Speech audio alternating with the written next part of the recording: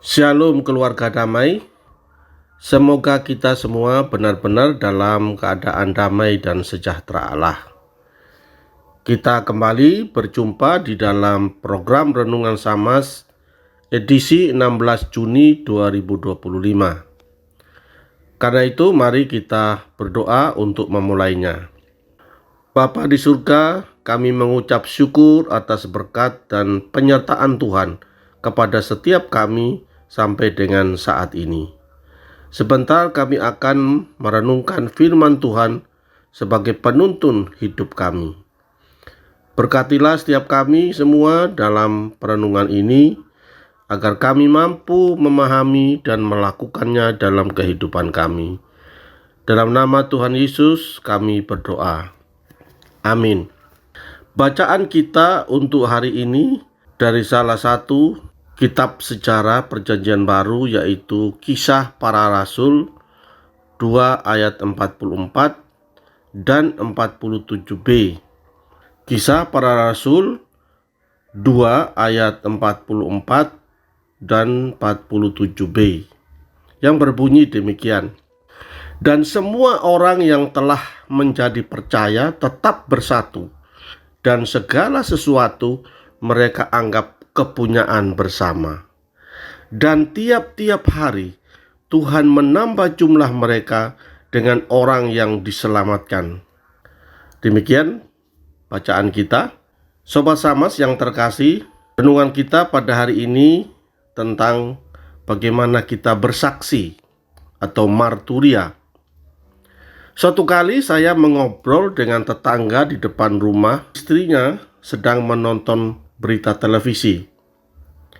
Berita yang sedang ditonton adalah seorang Kristen bernama Yohanes ditangkap karena korupsi. Istri tetangga saya itu berkomentar demikian. Padahal wong Kristen lo, kok ngono yo? Artinya, orang Kristen kok gitu ya? Menurut Bapak Ibu, kira-kira apa arti cibiran tadi? Ya, benar. Orang Kristen seharusnya tidak begitu.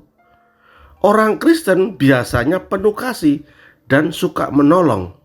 Sobat Samas yang terkasih, apa itu bersaksi?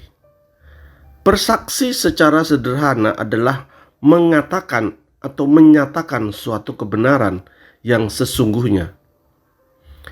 Ketika kita mendengar kata bersaksi, banyak orang langsung membayangkan seseorang berdiri di depan umum atau di depan jemaat dan berbicara tentang pengalaman pertobatan atau mujizat yang dialaminya. Namun, Kisah Para Rasul pasal 2 yang tadi kita baca menunjukkan bahwa kesaksian adalah keberadaan hidup kita, gaya hidup kita, atau gaya hidup keseharian kita, perkataan kita, sikap kita, kepedulian kita, dan kesan yang kita tancapkan di dalam benak orang lain di sekitar kita. Pertanyaan selanjutnya, mengapa kita harus bersaksi? Untuk menjawab pertanyaan ini, maka kita perlu berintrospeksi diri. Kita sudah diselamatkan oleh pengorbanan Kristus di atas kayu salib.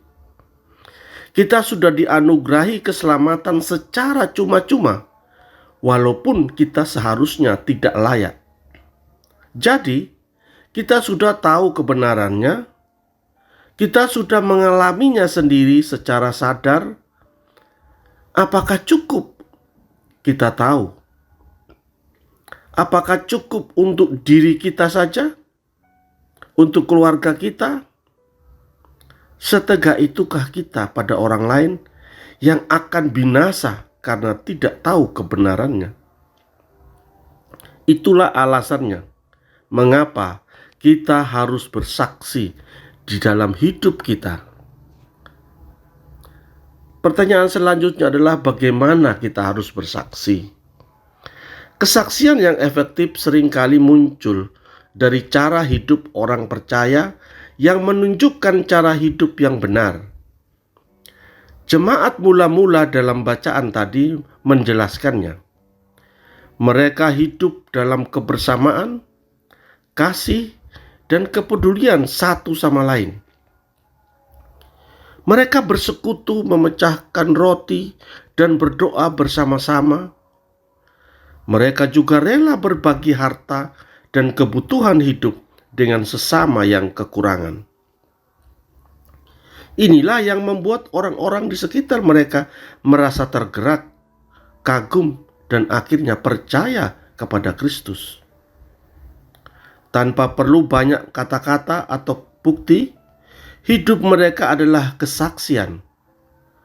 Tindakan kasih yang nyata, persekutuan yang tulus, dan sukacita yang terpancar menjadi daya tarik yang kuat bagi orang-orang yang belum mengenal Tuhan. Benarlah ungkapan yang mengatakan bahwa tindakan berteriak lebih keras daripada kata-kata. Sobat Samas yang terkasih, apakah hidup kita memancarkan kasih Kristus? Apakah orang-orang di sekitar kita bisa melihat bahwa ada sesuatu yang berbeda dalam diri kita, memperlakukan sesama, bekerja, memberi, dan mengasihi? Khotbah tidak selalu harus lewat mimbar. Bersaksi yang dilakukan melalui hal-hal sederhana adalah khotbah yang tidak kalah efektif.